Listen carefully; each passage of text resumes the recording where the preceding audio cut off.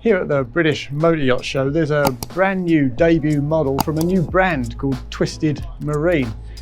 And this is it. It's the flagship model. It's the T-450. 450 doesn't refer to length. It's actually 28 feet, 29 feet. It refers to the twin 225 outboards on the transom, 450 horsepower in all.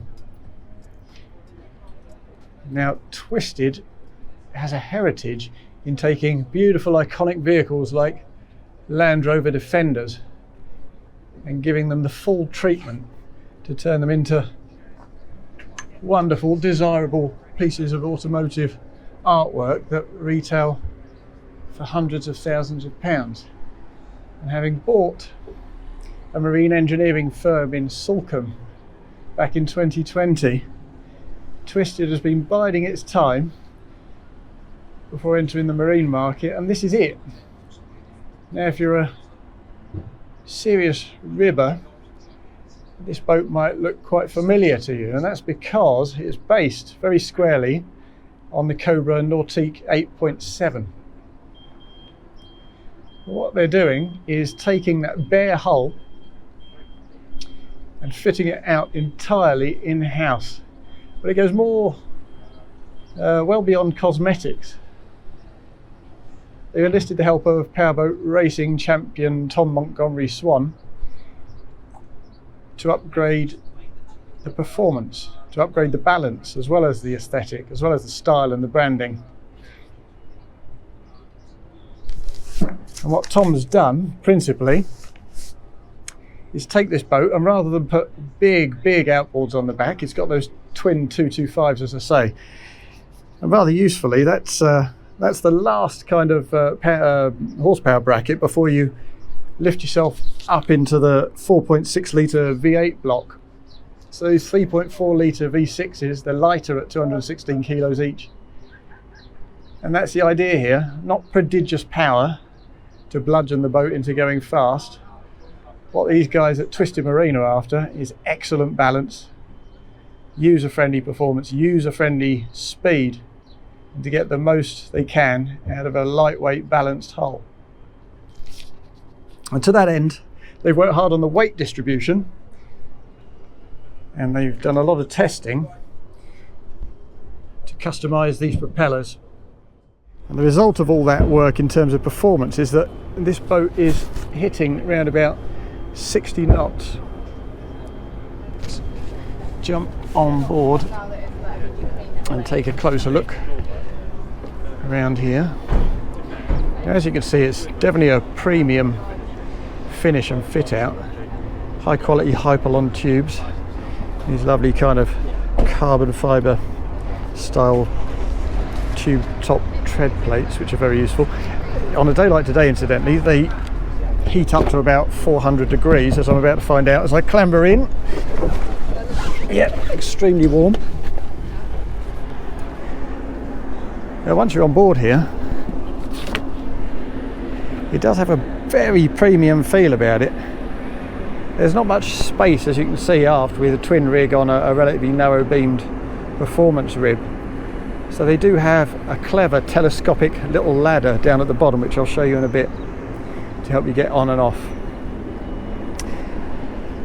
In here at the C-shaped seating unit at the back, you've got slightly elevated mouldings, as you can see on the tube tops alongside the rails, and that gives you a lovely sense of security.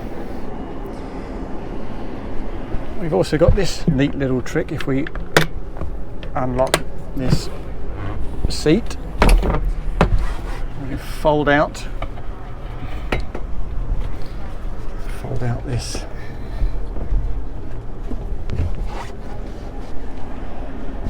table, open that out into place, and of course reveals various electrical switches. Shut this back down, fold that table up, shut this back over. So it's a nice quick rig table at the aft end, and I reckon you've got seating here for at least a good 6 people. You've also got neat little steps here to help you board more easily on the tube top between this moulding and the start of the grab handle. You get that same thing on both sides. Now moving up to the business end of things, up at the helm, this immediately looks and feels like a very sports oriented sort of setup. And for a start, these seats, you can't quite see it because there are no visible springs or anything along those lines, but if I jump up and down on it, maybe push it with my hand, tough to see, but there's damping introduced there. They're impact mitigation seats. Very classy, low profile way of doing it. At the helm itself, we've got a nice foot brace, enables you to push yourself back into these bolsters very comfortably. And the helm itself, we got a nice wrap-around grab handle with good distance for your fist. And instead of a proper see-through screen, we've just got a kind of race influenced wind deflector that sits there quite low, gives you tremendous all-round visibility, but the theory is that blasts the wind right up and over your head. The switchgear here is very lovely, I have to say. Very high quality. And this matte finish of the dash, even in this bright sunlight, there's no glare at all here. It's very comfortable indeed. Ergonomically, it's a beautiful place to be sitting, I have to say. Everything's exactly where you would want it. Now, built into the back end of this unit, we've got a bit of space here on the deck so that extra passengers can hold on to this rail, bend their knees and adopt the standing position, which a lot of people like to do when they're out in rough seas on a fast rib. So built into the back here, we've got some USB points, some charging points, compact storage space in there, and down in here in the bottom we've got a little Dometic unit that turns this entire locker into a big fridge space. Nicely positioned that for drinks for the people on the aft seating here.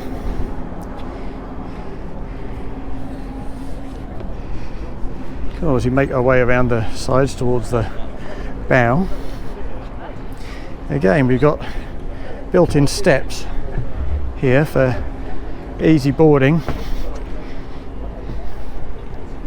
We've also got a lovely big sunbathing pad. Now these are actually strapped on with little bits of elastic to keep them in place when you're bouncing along, and that's great, but it does mean you've got to remove those in order to get to the storage spaces under these side sections.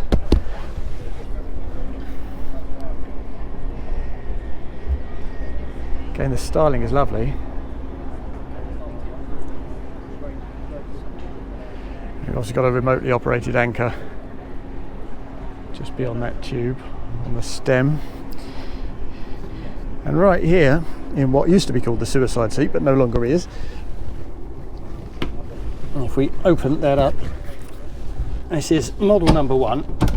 So not everything is exactly as they would have it, and when that opens it comes very close there to the edge of the seating, so you've got to kind of crane yourself out of the way. But inside here you have quite a deep set toilet with a sink. It's a bit rough and ready in here, but this is, as I say, boat number 1, and a little bit of lining around this fiberglass would be nice, or some windows. Excellent access to the wiring on the back of the dash equipment, and an LED strip light above. Not as polished as it will be, I have no doubt, but always worth having on an open rib like this.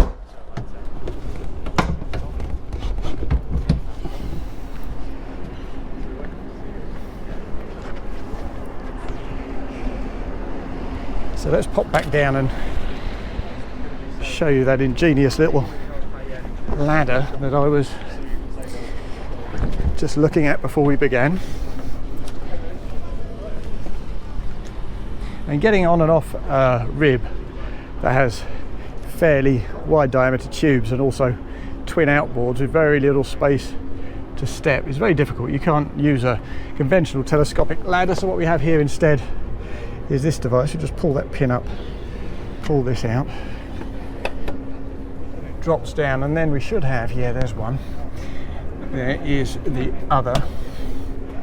So you just climb your way up there to the side. As you can see, these again, slightly rudimentary the way they've done it for the time being, but it's boat number one. It's just been rigged for the show. We have jack plates there to elevate the engines to get extra pace and efficiency out of this boat. And knowing Tom and the guys on the Twisted Marine team, I have no doubt they'll achieve good things with that.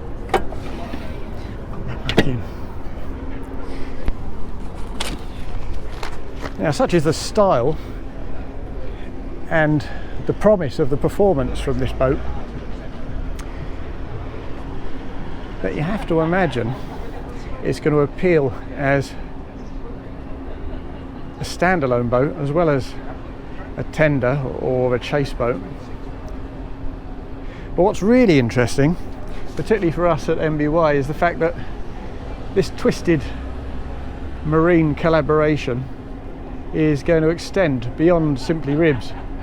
They're already looking at cabin equipped hard boats of considerable pedigree and also personal watercraft. I'm not allowed yet to mention any particular brand names, but over the next few months, the next 6 months or so, some very exciting things should come to light which will enable the boat buying public to go to Twisted Marine and to buy themselves either a really high grade performance rib or a hard boat or a PW, all of which have been sprinkled with the Twisted Marine magic. And naturally, if you spec it with the optional trailer, being a company with a heritage in upgrading Land Rovers and Range Rovers, you're going to get something pretty pimped along these lines. Now, with all that in mind, it's probably time to talk about price. Now again, by keeping the engines relatively compact, what they've tried to do is keep the price under about £200,000, and that's a very good move. This boat comes in at £180,000 plus VAT. We don't have the figures yet in terms of range and so on. Tom did share some with me, but they're under wraps for the time being. But if it performs as well as they're suggesting it will, then you would have to say that Twisted Marine is going to be another very welcome brand name on the powerboating market.